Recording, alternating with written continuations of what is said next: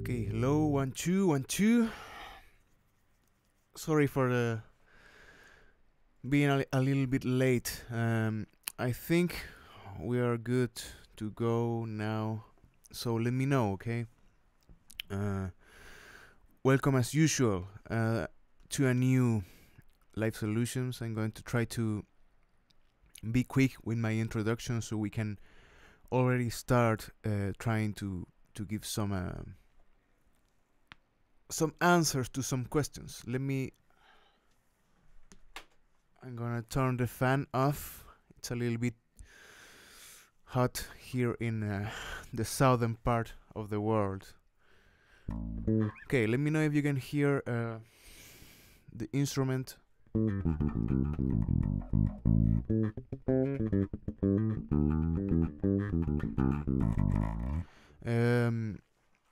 So I have something prepared for today. It's kind of like a little bit of a backing track, maybe giving some introductions to it, and then I'm going to just play over it. But that is for the end of the class, you know, with some difference to the usual class. So welcome to all of you. Angel Heredia, Felipe Gonzalez, a child sandwich. Mr. Spaghetti, he's here today, and so many of you that are coming. Okay, so you can begin letting me know about some things related to music, bass in general, theory applied to the instrument or whatever. Okay, it's been a really busy week.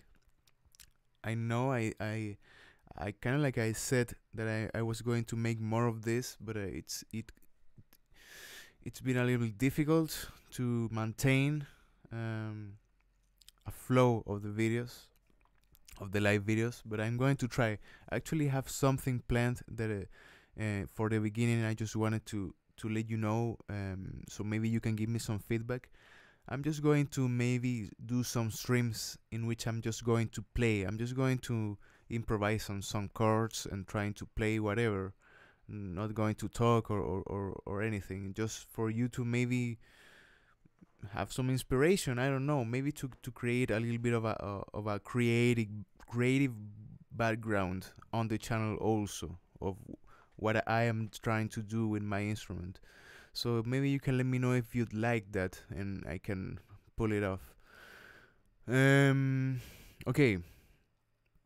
So first question for you: what can I do to get a smoother tone on my bass? Okay. Definitions are always a little bit difficult to understand between people. Yeah, right. Smooth can mean a lot of things. For me, when someone says a smooth bass line, probably it's not something like this. I don't know. Maybe it's not something like this. That is really not that smooth in words. Maybe I'm trying to think about adding a little bit more round touch to my feel. Maybe adding a little bit of low end to my feel. Maybe even cut a little bit of the harshness of higher frequencies on bass. I don't know, maybe trying to pull out just the neck pickup, maybe even rounding out with a little bit less tone, but I don't like that much on this bass. I think the tone is not that good in the control of it. Here it is with low tone, and it loses a little bit of the quality of the sound, maybe a little bit less. But now if you add up a little bit of your physical qualities on tone, it also can improve a little bit. Okay, you can actually round up a little bit on the touch of your fingers while playing to give a little bit more of that smooth feel that you maybe want to get. I don't know.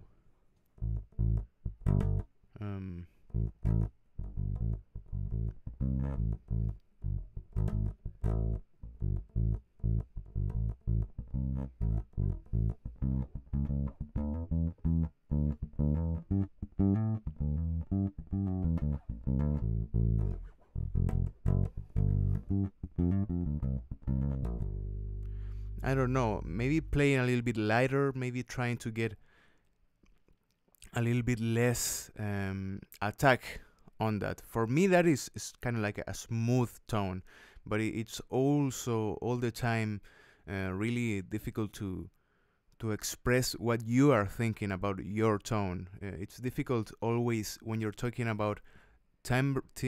Timbre. I don't know how you pronounce that. Timbre, or the different frequencies that you can raise on the harmonic spectrum of whatever note that gives the quality, the tone that we all talk about, and that has no definition of on clear definition by people. It's not like it's too high or too low related to pitch. It's always something a little bit subjective. It's a lot of adjectives that we can apply when we're referring to tone. Maybe it's a bright tone, mellow tone, it's a dark tone, light tone, it's a, I don't know, smoother, it's harsher, it's stronger, it's all of that is quite subjective to understand, and it's always interesting for people when they say, okay, I want that a little bit smoother, a little bit more like that, and you usually can't communicate the same. So for that, it's always good to have some kind of a objectivity in the whole spectrum of subjectivity that you will have. Maybe speaking a little bit more about frequencies, right? Because when we go into frequencies, we can shape a little bit of the tone. Maybe you want more bass into your sound to get more mellow tone. Maybe you want a little bit more mids to give more presence, or to give a little bit of a muddier tone. Maybe you want brighter tone, and that is boosting up a little bit of the high end or the higher frequencies, right? So I would try to go always to refer onto that terms, so people kind of like understand it, right? But yeah, there's a lot of adjectives that you can apply into the instrument, right?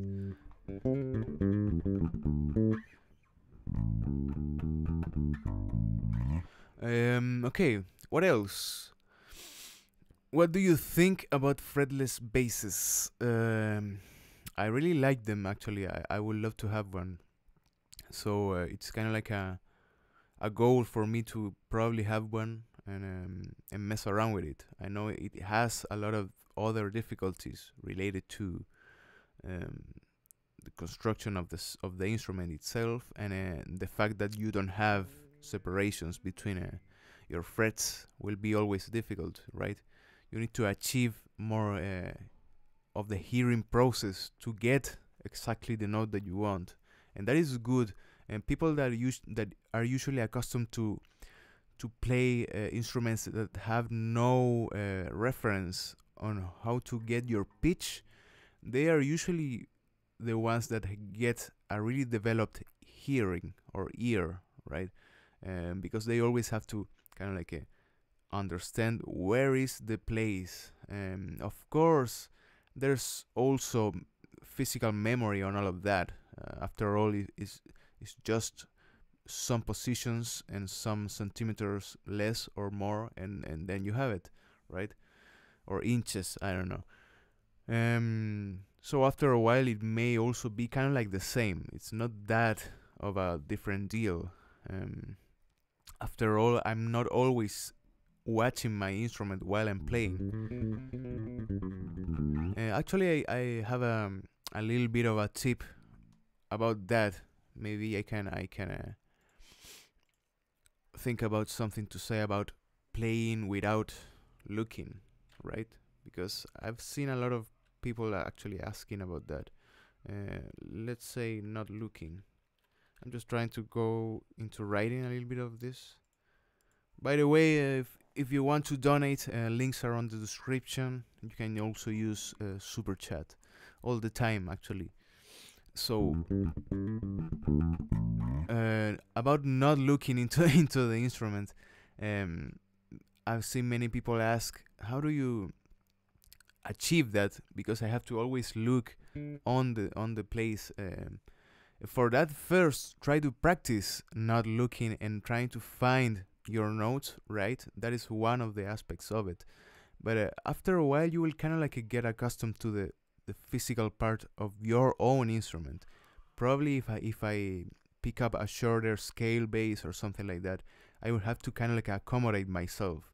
But the process of not looking that much at your instrument also gives you some other good aspects related to hearing, as we were talking about, and that is interesting. For example, trying to maybe play whatever note, find it, and go with a major scale, not looking at it. Of course, now I'm trying to close my eyes because I have the backup in the in the screen.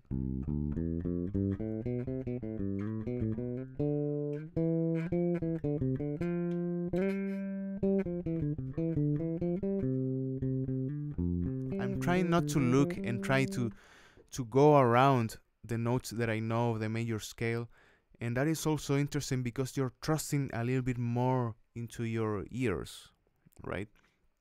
And for that, you also forget a little bit about shapes that you're looking at. You're kind of like figuring that out in your head, and that process, in a lesser or greater aspect, is the thing that people always are confronted when you're not looking at. And when reading, it's usually a little bit more difficult. Actually, when I'm not playing, when I'm recording the songs, I have to look at the screen for reading the score, right? I have to look a little bit into the video that is going through. So I kind of like got accustomed to not even think about looking into the instrument because I have no time. Usually I have to read, then I have to maybe check out how is it going with the video recording, and usually I have to go and slide. And for that sliding part, it's usually a little bit more difficult, and that gives me kind of like a segue into the thing that I wanted to talk about, related to I think it was the latest song that I uploaded, in which you had something like this.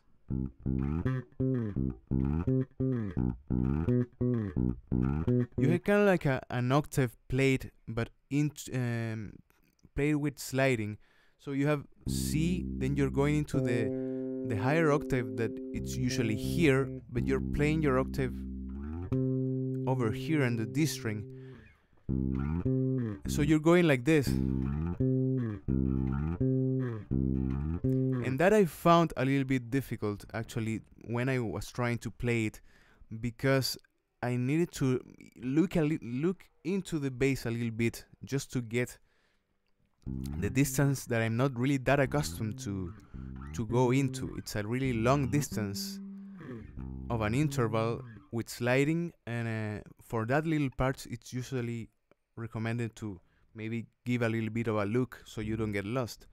But after a while, I kind of like I got accustomed to it, and I could just find the note with my ear, right?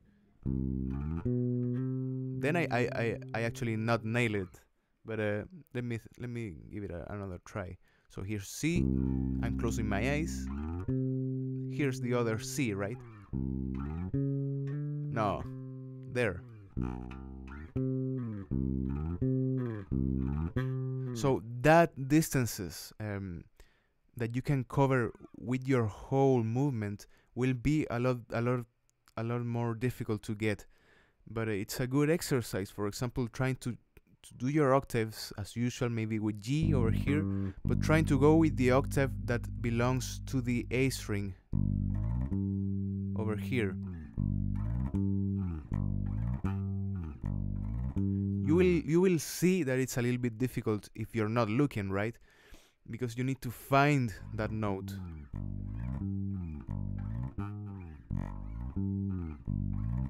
So that was one of the difficulties that I actually found out in the song that I uploaded recently.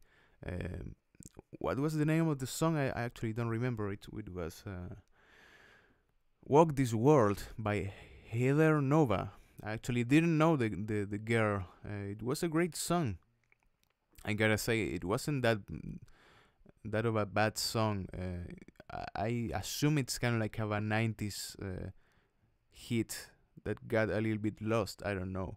I really wasn't that into knowing that band or the girl. And I really found some interesting things in the bass line. One of them was actually that the sliding parts. That was interesting, and also the main riff. It was actually really interesting.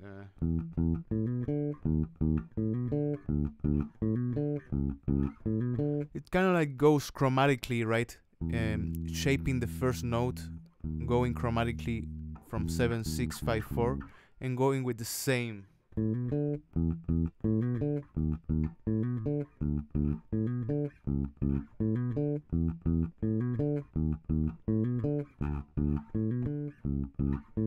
And that is also a little bit requiring of precision. It was actually a line that in itself, in the whole song, required a lot of precision, a lot of movements.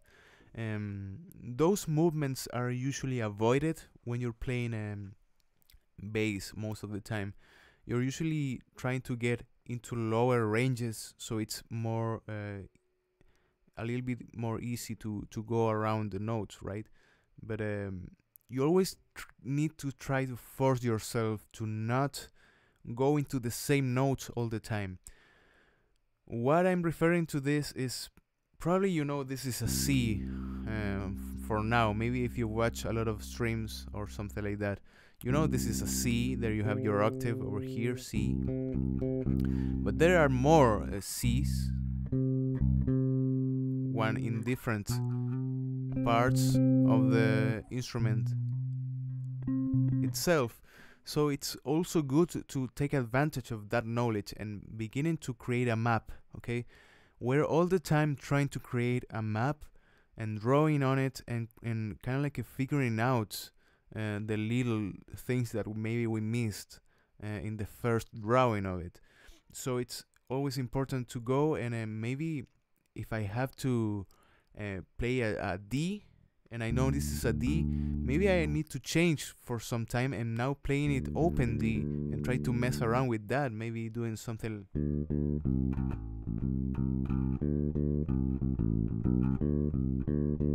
It also opens more possibilities to know more places in which notes are, okay? So that is also really, really important for me. I don't know. Okay, what else do we have over here? Hey dude, I really appreciate all your bass covers, man. I love to see you do a cover of Tool Writing 2 at some point. Thanks, Jesper Andersen. Okay. Augusto Pinochet. Okay.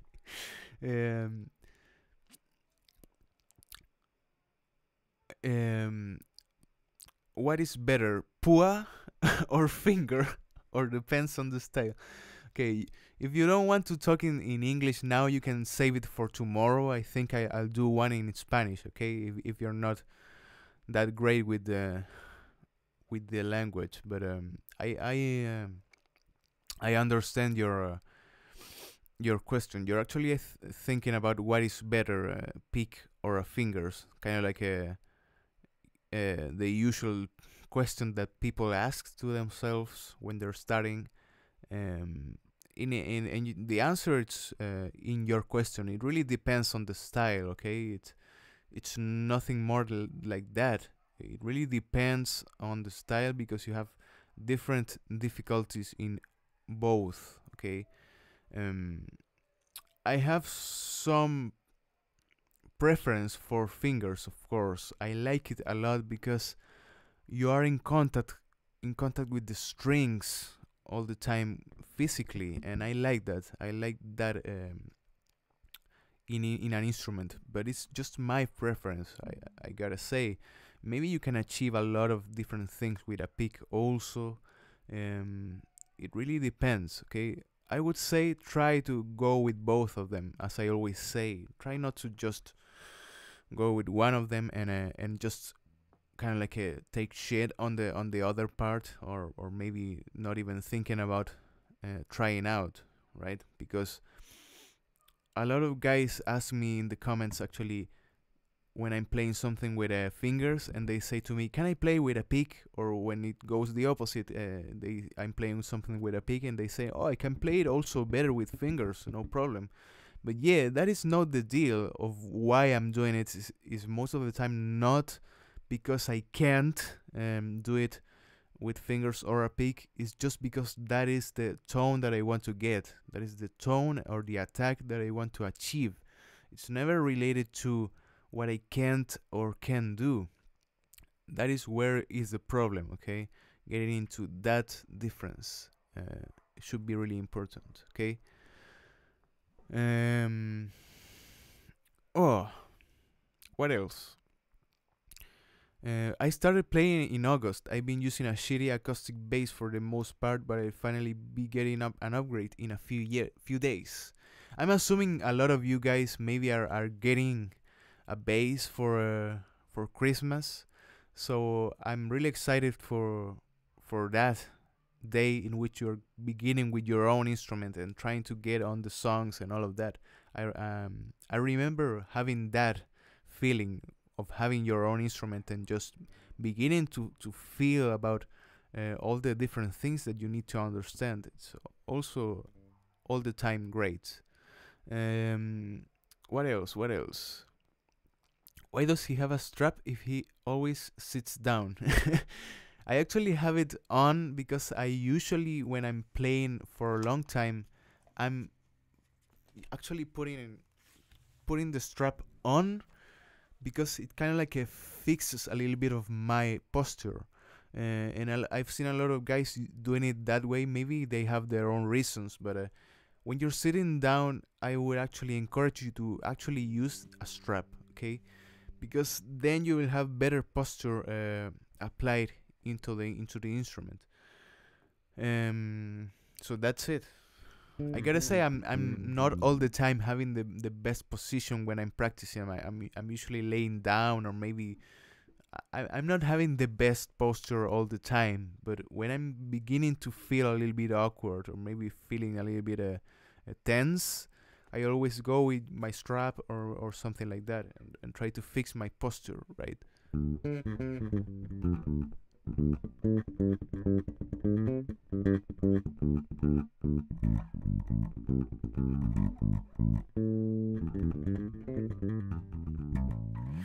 Okay, so I'm going to actually play some good shit after a while. I'm beginning to think about, as I said, on getting a little bit more into just playing, and I'm going to do a stream related to just playing, probably. Okay, so don't worry about that.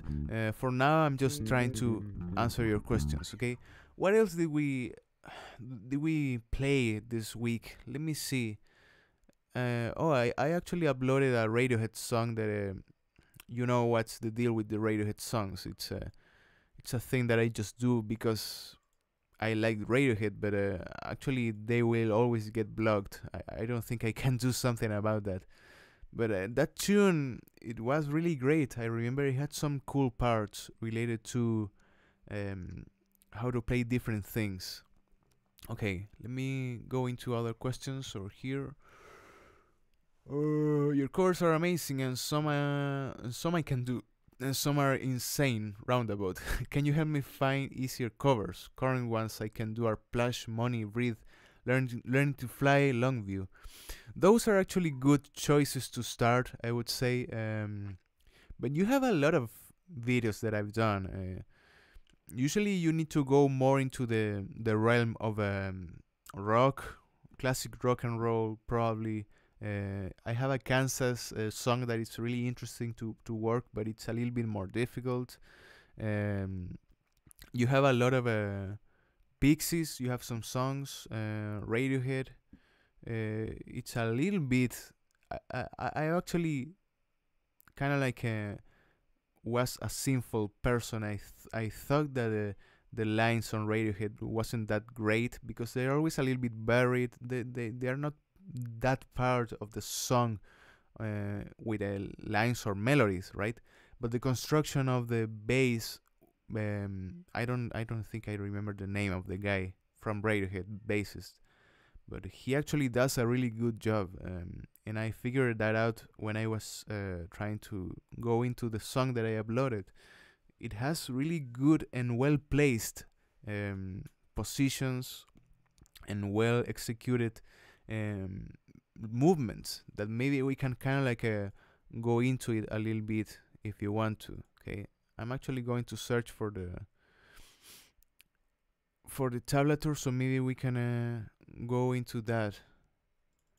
Maybe talk a little bit about that in the meantime. Okay, but let's go with some more questions for now. Yeah, I actually don't use amps.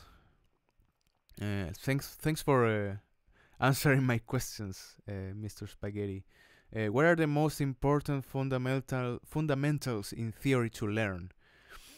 Again, really requested question. I would say really important question, and it's not easy to answer. But the most important fundamentals in theory are for sure harmony, melody, and rhythm, right? Those are the parts that will give you also into understanding a lot of things. But you can relate that mostly into harmony, because harmony is kind of like the mother of what you're usually listening to. How songs are constructed are usually more constructed around harmony of chords, right? Functional harmony. So the most important fundamentals in theory for me are really applied into your instrument would be scales and arpeggios or chord tones, right? Those for me are really the most important for you to begin to relate to what is theory applied to this instrument, for example, right? But there's a lot of preparatory exercises that will give you also good timing, for example, and those are preparing maybe exercises related to rhythm, maybe hearing and understanding intervals. It's also really important. Those are the basics that I usually think about. People are needing to understand before getting into more complex knowledge, and people really like to go into more complex knowledge without understanding the base of it, the basis, the root, right? And that is really important. Intervals, you need to manage them and try to understand what is a fourth, what is a fifth, what is all that you can actually get in the internet really easily with a lot of exercises and whatever. Maybe we can actually do a little bit of a stream related to just intervals in some time. Also circle of fifths, or fourths. It's really important to understand for now. And reading, of course, right? Not only tablature. You can't just read only tablature. I do it because I know it's easier. I know it's a little bit more friendly for some people to get just the positions of it. If you don't want to mess with some of the other things and you just want to play, that is a good tool, and it's understandable for me. I don't know why people always kind of like get fixed.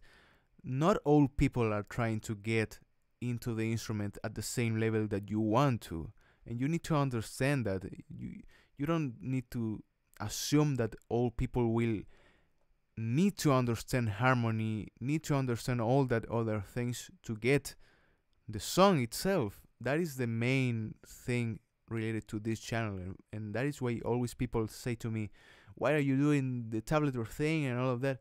Okay, because I'm not assuming that all people will have the same involvement into reading and practicing reading sheet music that it's objectively a little bit more difficult than reading tablature, because you have your physical reference right in front of you, and that is why I use tablature most of the time, right? What was the hardest song you have played so far? Another really common question, and it's really subjective for me. I really couldn't say. I just could say to you maybe songs that they took some more time to prepare, and those recently actually was the Rush cover that I uploaded. It required kind of like a week of me playing around the song to just get the real deal, right? So usually when I approach into Rush, when I approach into Primus, they are a little bit more rough, and they need more practice, because it's a lot of technicality, a lot of things well placed, and all of that, right?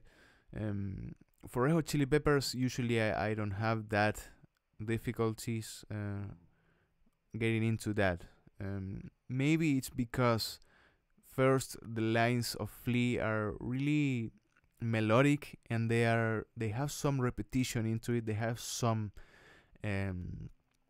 good creation into the song, and I really like that. When you approach a Flea line, it always has kind of like a part A, part B, part C, well established, and that gives you remembrance of what is the bass line. Okay, what would you do really without this?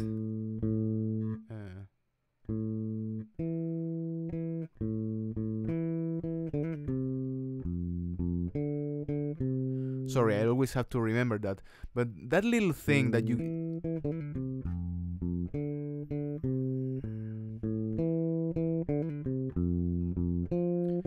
just that little piece of a couple of bars that you get over here with Flea, it's really something that you can actually sing, and that is the beautiful thing about constructing lines by Flea, because you have lines that can be sung, that can be a part of the melody, right? Also part of the rhythm, also part of all of those things. And for that, you don't need that much elaboration onto it. It's really repeated, but the repetition gives some confirmation on it, and that is great. It's I really like it when you see something like that, a line that you will know you will not forget. That is pop music applied into bass, I would say. Okay, what else, guys? That new Rush song is so fucking hard. He's not kidding. Oh my god, so much shit to play, and it's a weird time signatures. Good lord, I have no clue how he mastered the song. I really can't. Lol. It was a little bit difficult. I know. Maybe if you're in a more intermediate beginner position, you see that songs and you say, okay, how can he play that? How can he do that? But the more information you get on your instrument, you will understand some things related to physicality and theory, and it will not be that difficult. It is a really great bass line, okay, and the solo is really great, and it has some real technical things. But my recommendations if you want to play Rush or Geddy Lee's bass lines are, first, try not to exaggerate the supposedly high strength feel that you need to achieve.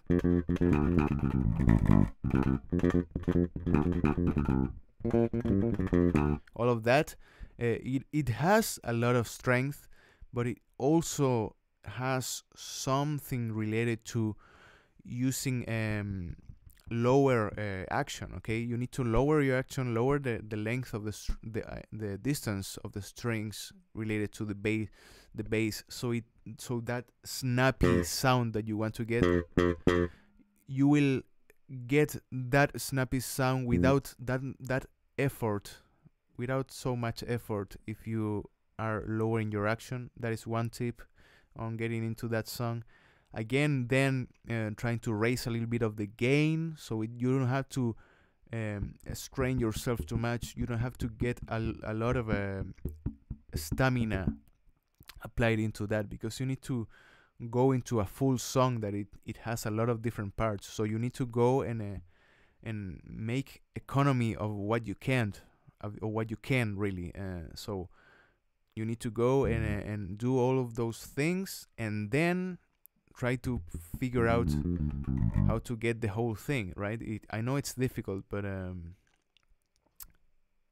it takes some time. But there are some other songs that are really more difficult than that one. Okay. How long have you been playing bass for? I was waiting for that question. It's about 7 years, I think, or so. About 8, something like that. Talking about Red Hot Chili Peppers, why were you bleeding in Give It Away? Were you having fun? I actually wasn't having fun. How can you have fun if you're bleeding? I don't know. Maybe you have to be kind of like a masochist guy. I was really suffering with that little thing. Let me remember.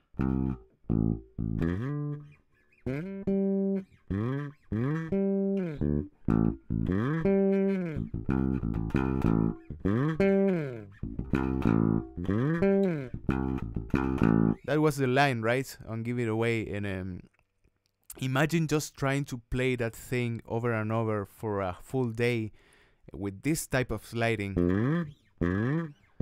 Even if you're doing it really softly, and if you have a lot of harsh, calluses in your fingers, it may begin to give you some troubles if you're sliding and sliding and sliding. Okay, especially when you're trying to achieve the same strength that Flea has when he plays. Okay, he's not doing it really softly. He's actually playing with a lot of strength into all of this.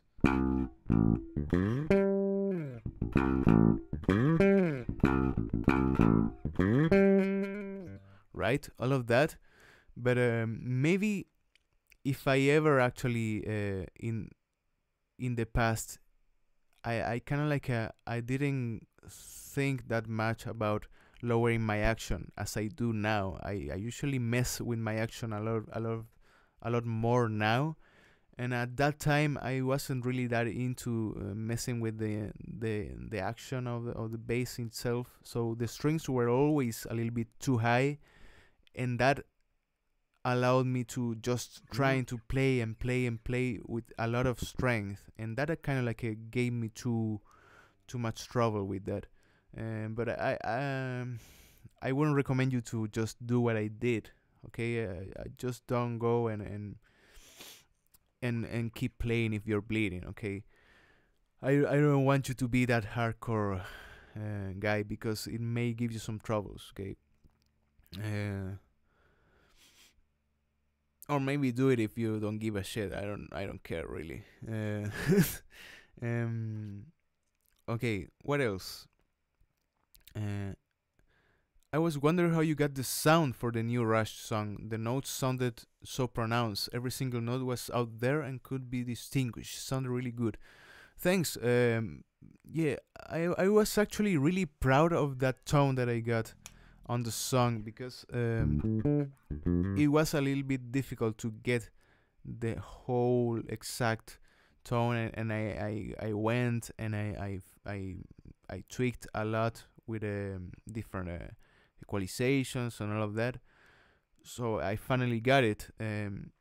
But what can I say? You need to first go into your amp for that feel. You need to go and raise a little bit of the high mids or the mids. If you just have mids, try to go with a lot of gain and try to then apply compression. But most of it's really on the fingers. If you don't believe me, just try it. Okay, it's really the definition of your own notes will be actually in your fingers. It's really different to just do something like this. I don't know.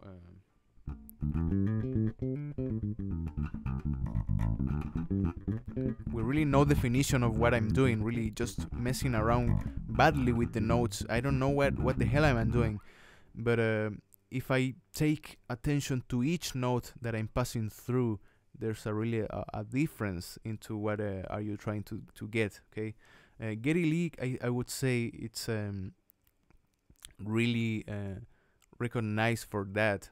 If you hear whatever line, you can actually hear the lines in the whole construction of it. You don't get anything lost, and that implies that he's playing with a lot of strength and thinking about all the notes that he's playing. Okay, if you're going to do something like this and applying that type of strength, all the notes will be really present.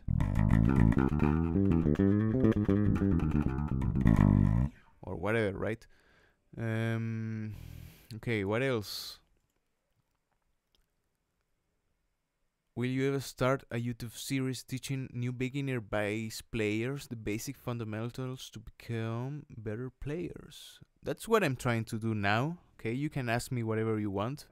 I would say these lessons are really focused into people that need to get into more of the intermediate beginner questions. I wouldn't ever say that I'm an advanced player. Maybe I'm getting into that, but I'm not usually solving questions that require a lot of more background.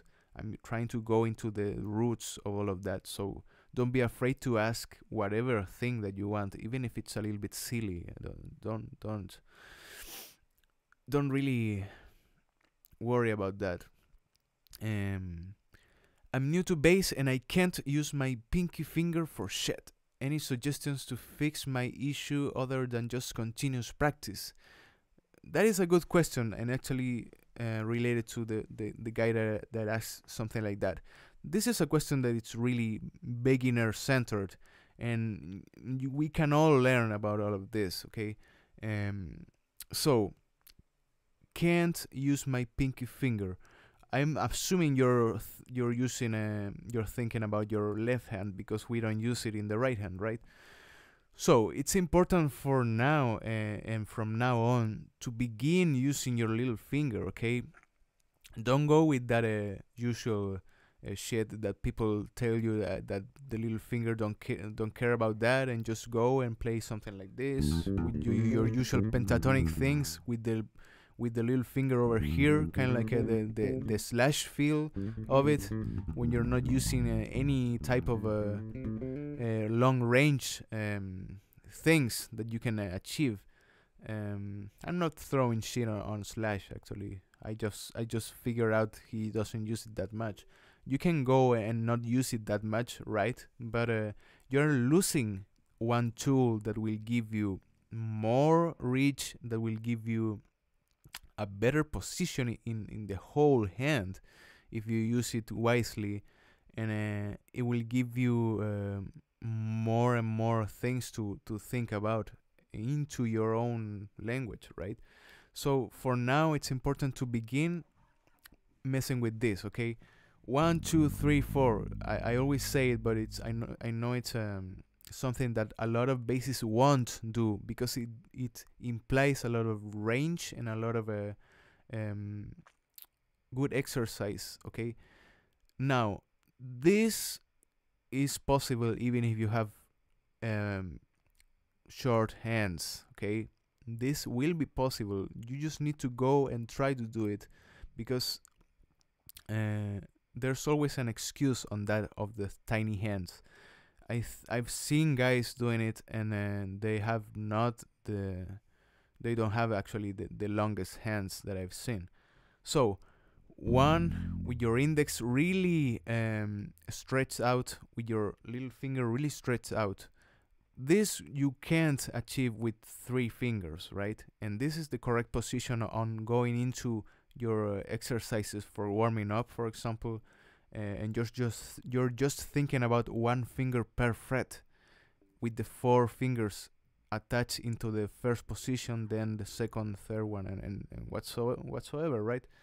So this is really important. 1 really extended, the 2 fingers in between, they are really in the place, and all of the fingers are in the place, just beginning to flex and just ready to press. Okay, so the thing that you need to do if you're not reaching that great is trying to lower your arm. Okay, never try to go with your wrist like this. Try to lower your arm and go 1 really extended index, 2, 3, and extended little finger, 4. 1, 2, 3, 4. 1, 2, 3, 4. 1, 2, 3, 4, and you go over all the other strings, right?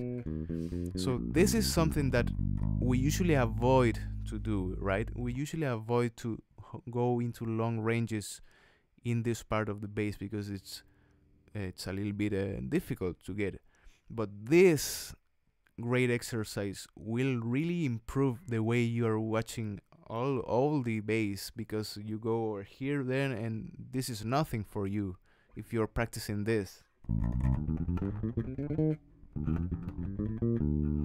And then you have a new tool, and that is practicing with your little finger. Okay, so at first using the pinky or little finger may be difficult, and it may sound not that great because you're not accustomed to have that strength applied into this finger. So you need to maybe focus on that finger and try to do some exercises like this that I usually did, maybe trying to play combinations related to more use of the little finger. For example, 1, 4, 3, 4. This is a really good way to go into practicing this, that will be really difficult to get. So maybe we're going to go 1, 3, 4, 3, yeah, or 1, 4, 3, 4, 1, 4, 3, 4. Then we're going to skip on the other strings. So it's 1, 4, 3, 4, 1, 4,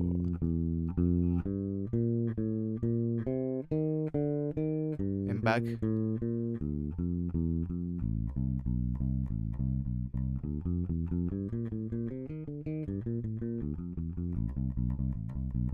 So you're actually not missing the little finger, and you are trying to get the same strength on all the fingers, okay, that you're using. All of them are there because of a reason of it.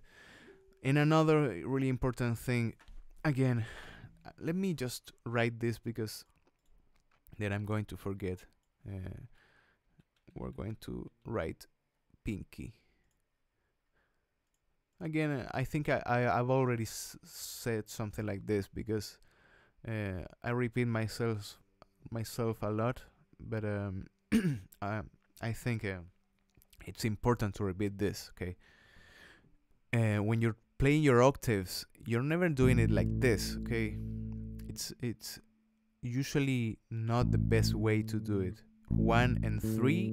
No, it's usually 1 and 4 when you're trying to play your octaves. And you already know that octaves are really important when you're trying to play whatever bass line, okay? Maybe.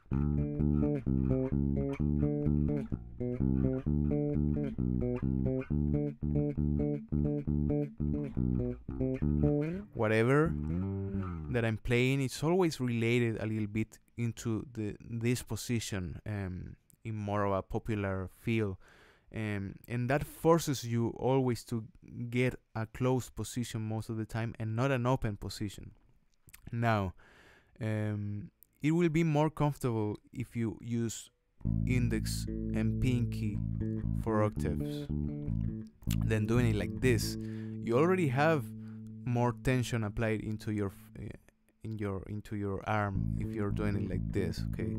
So I wouldn't actually recommend you to go like that, okay? Okay, I don't know how much time we're into, but I'm going to try to make this a little bit shorter.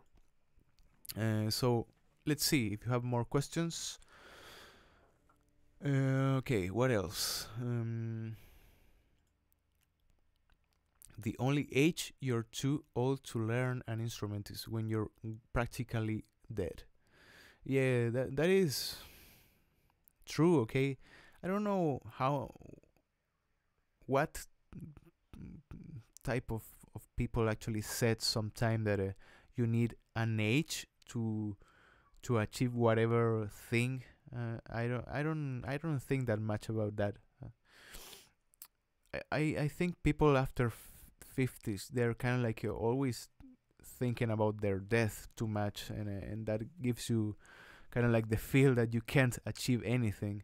And I would say things are changing in that aspect. Okay, I would say maturity in music you can't really achieve after a long time.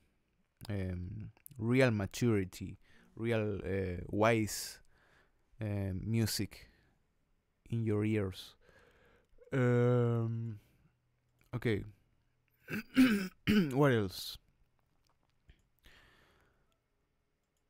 What is the best way to learn the notes for bass because I only know tab? The best way in that case is thinking about tablature but in different ways, and that is what I'm always trying to do. Okay, I'm introducing people to tablature, yeah, but most of the time tablature is already on the place. And what I'm doing is, first you need to pay a lot more attention on what is on top of the tablature, and that's usually chords, and that chords are really important to understand how to move around your instrument, how to improvise, how to create lines. So for that you need to know what are the names of the notes you're playing. Okay, it's not just numbers. You can easily associate those numbers into notes without any problem, at the same relation that you do of naming a little dot in a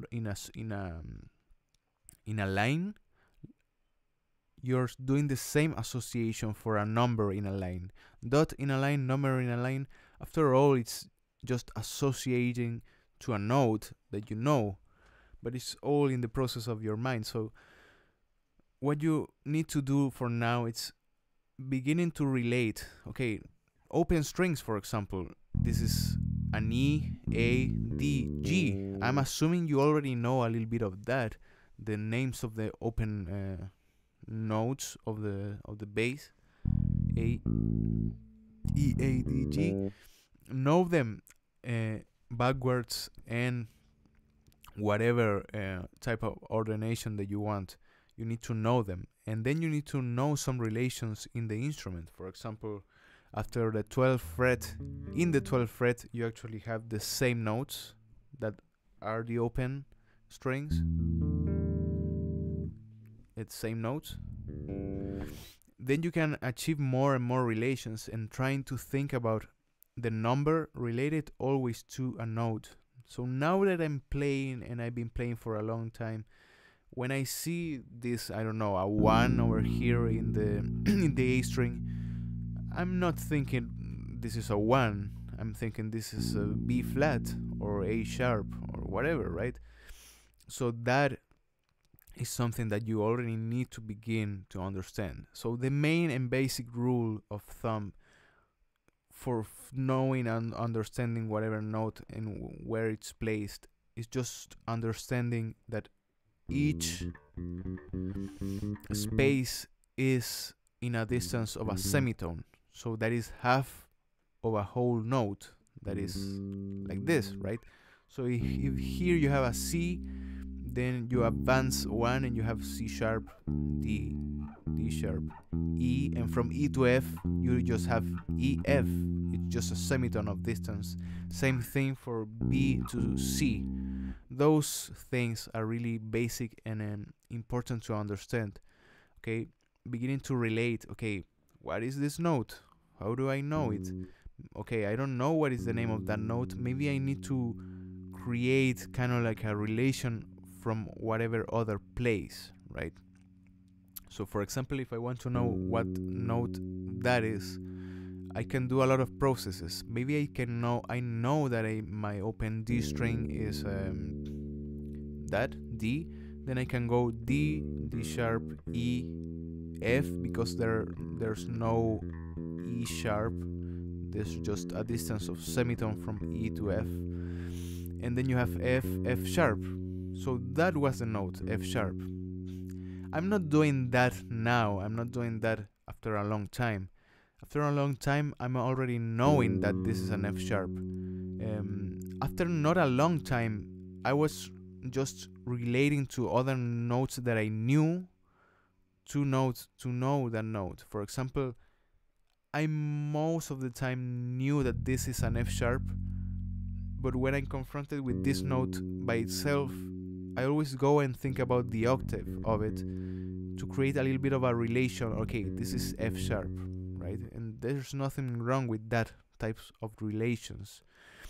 After a while, you will understand that and apply it into your instrument, and you will see the benefits of it. Okay, try to also guide yourself by the spaces that you have, and the main spaces like the fifth, the seventh, the third, the ones that have the little dot, are good references to know that note, to know this is an A, this is a D, this is a G, this is a C, for example.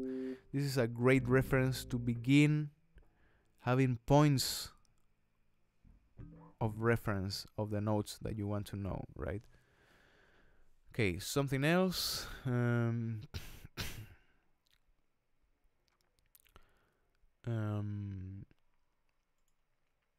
Question for anyone to answer. What is the best cheap bass amp to buy? That is something that maybe some of you can actually answer. I always say that I don't even have an amp, but I know some recommendations if you want. Okay, what else?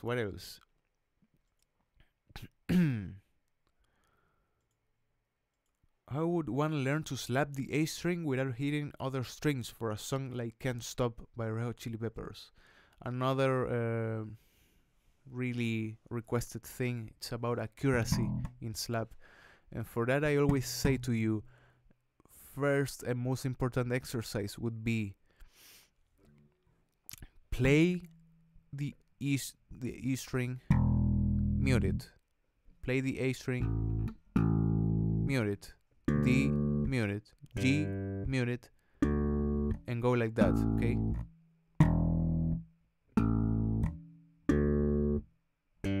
At whatever speed that you can achieve, even if it is slower than that.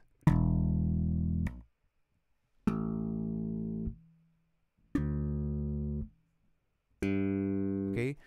In that exercise, we will apply some technique on how to approach a slap. Okay, when you're approaching slap, you need to go a slap and then release with your hand, so you don't actually do something like this and just play all the other strings, right? You need to have a little bit more accuracy and play and hit and then release. Okay, you're not leaving your finger over here, and you can just leave it over here also and place it on the next string. There is an option too. Okay, it's that option or that option. I would say this option is a little bit easier. So practice that and try to go.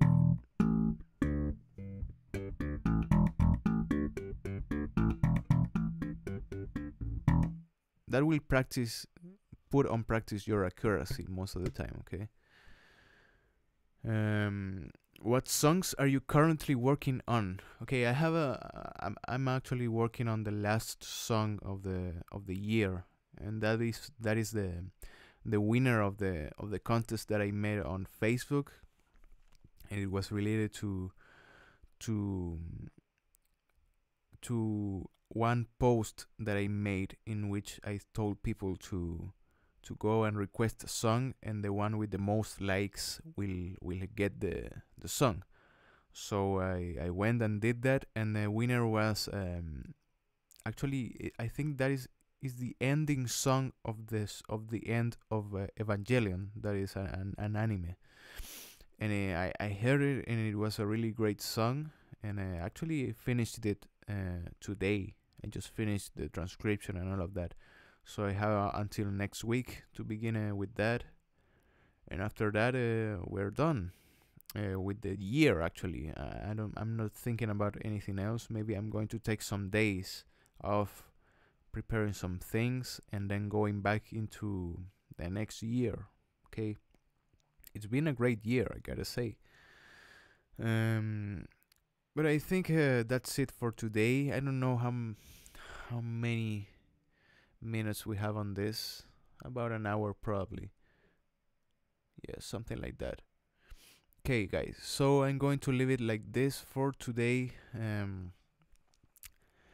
If you have more questions, I'm going to be doing this all Fridays, every Saturday for Spanish.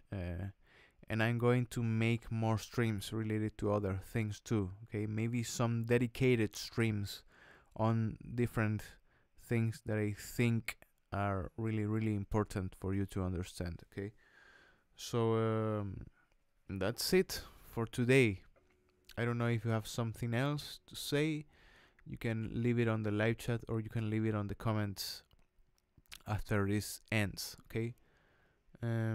I just wanted to play over a little bit of a thing that I have over here, maybe to relate into some things that we talked about today, but I kind of like don't remember what we talked about today, so sorry.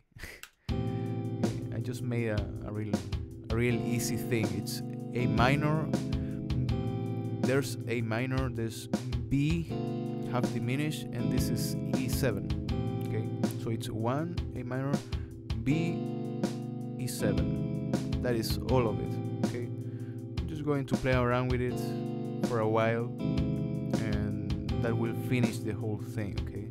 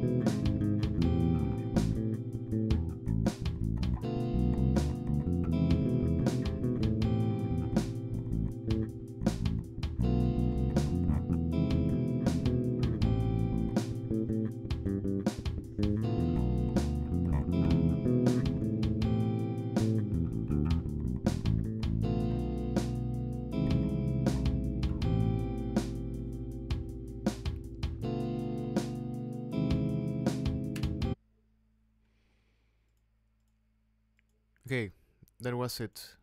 I'll see you next Friday.